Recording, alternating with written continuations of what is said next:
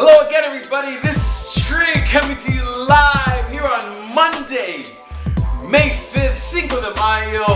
Welcome to GOZOtv, where we are going go. We are the GOZO revolution. What? Weather's got you down. You're looking at your car, looking at the brakes, thinking, what's going on? Looking at your wallet. You're wondering, where is it all going to come from? Don't worry. Let's take these few moments to talk about joy, to talk about becoming people that are going part of the GOZO revolution so that you can become a person of adventure, an entrepreneur that is making things happen, that you're living a life of GOZO, which means joy, that you're living a life that's on fire and a life that is free of debt, free of fear, free of anxiety, and able to completely give yourself to that adventure and to that amazing passion in your life. You might be someone here that's looking to be an entrepreneur. Maybe you are a young artist just getting started, wanting to make your music and your art really pop for the world to see. Many of you are nonprofit leaders and church leaders that are changing the world through your speaking and through your organizations, causing change, helping people in need, providing answers to those who have need and questions that are looking for help from you. But sometimes we ourselves are those people that need help. Sometimes there's pain in our own lives that keeps us sometimes from really committing to that amazing passion that we have. So today on the Trig's Podcast of Joy and on this GOZOtv episode, I want to talk to you about finding the key to success. You know, everyone talks about what is the key to success. It's one of the most sought Google phrases ever. What is the key to success? It's kind of like, what's the key to life? Or what is your favorite flavor of ice cream? Well, I wanted to jump in with that same topic and give you what I think are three huge important things to consider when looking for that key to success. First is adventure. Second is crisis. And third is love. You can think about it this way, ACL.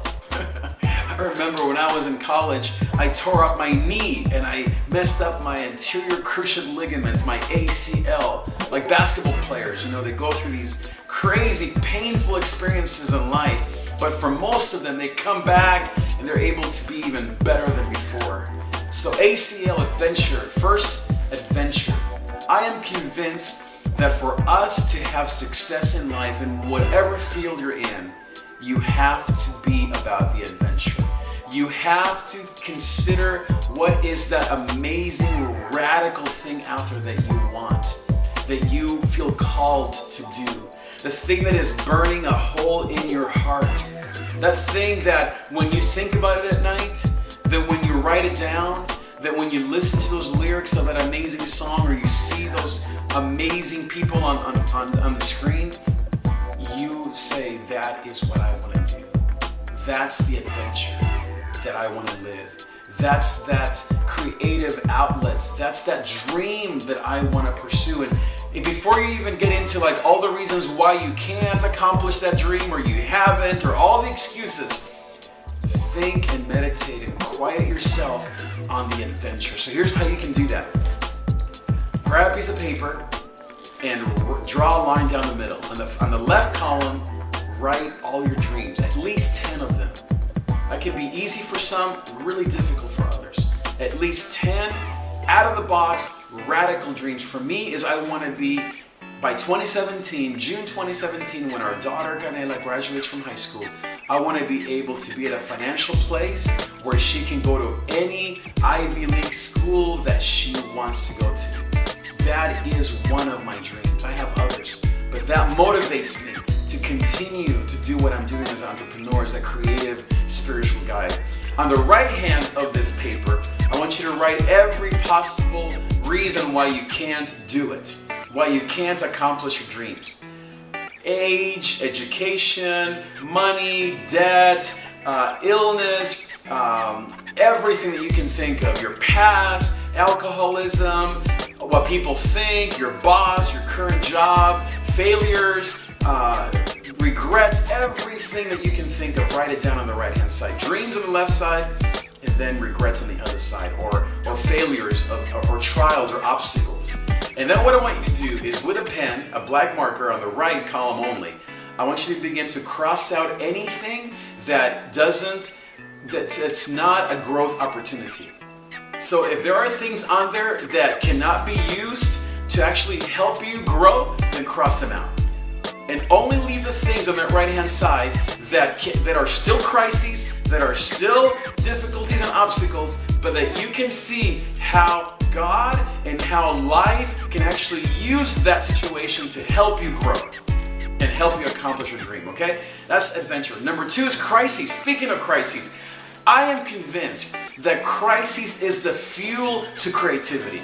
That it is those times of pain and of difficulty that actually make us authentic people, that actually help us connect with our own lives and with God and with other people. It is when we experience little tiny crises that can be like funny, like running out of gas on a Monday morning, or it can be like huge things like bankruptcy or illness or divorce or something radical. You know, there is no doubt in my mind that the fastest way for us as people to grow is by going through a crisis. But here's the thing. Here's 2 ways to deal with crises. You can either get stuck, or you can see that crisis as a grace towards joy. There are 2 ways that people look at it. And I would say that most people live in what I call the observation mode. They are observing other people's crises. We live in a society where we are just like addicted to other people's crises. Have you read blogs? Have you seen like what people comment or what people tweet online? What kind of things, what people think when they read something that's maybe somebody else's like worst day of their lives? I mean, you would think people are laughing at others. The way they respond, the way they act, the way they think.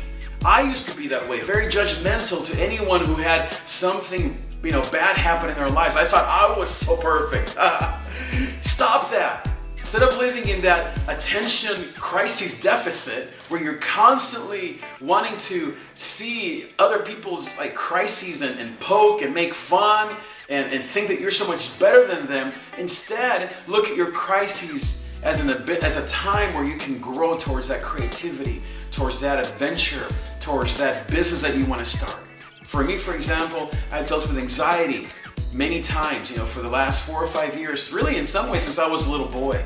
And I used to see it as an obstacle, never saw it as growth. But recently I finally brought it all together and realized that actually that anxiety is my path towards grace. It's my path towards joy. It's my path towards living a life of GOZO and of joy and of gratitude. And the smile on my face is not because I don't have crises, but it's because that crisis has turned to joy. The third one and the final one is love. ACL, adventure, crisis, and love. Here's the thing about love. We all want it, we all need it, but here's the thing. You need to ask yourself a question. Who do I love? Who do I love? Now, most of us start with, I want to be loved, which is fine. And if you can't answer the question of who do you love, then start with, what do you love about myself? And most of the time, we can either have a great list or like 0. Like, I love nothing about myself. So if you're at that place, what I want you to do is to begin to actually go back to the first thing, adventure, and start with your dreams and your obstacles. But if you can answer the question of who do you love, then here's what I mean by that. All of us have people that we naturally connect with. And when we realize who those people are, what I call who are those glue people, the people that stick to us, they're kind of like sticky notes, people that are just naturally drawn to you, then you need to just remember that those are the people that you need to be loving. Those are the people that you need to be about.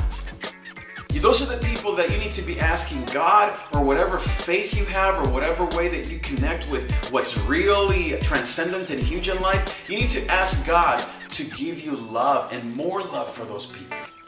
It's not who you want to be like. It's not who you want to like you. It's not who you wish you could be like or imitate other people. Those are all fine things. But really it comes down to, who do you love?